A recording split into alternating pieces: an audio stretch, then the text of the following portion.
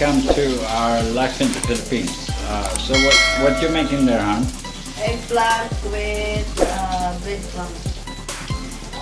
Alright, breadcrumb, you...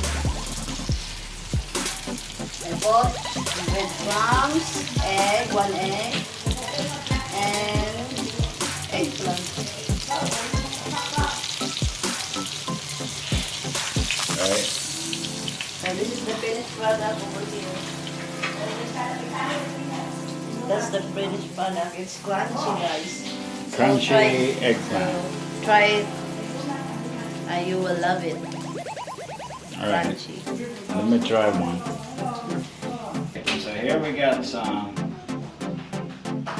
What do you call it? Eggplant. Eggplant.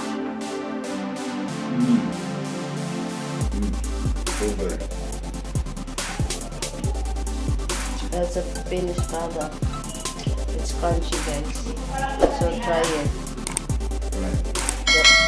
The breadcrumbs, eggs, and vegetable eggplant. Yeah. Pretty good. Oh, don't eat too much. I don't have. So stay tuned, guys.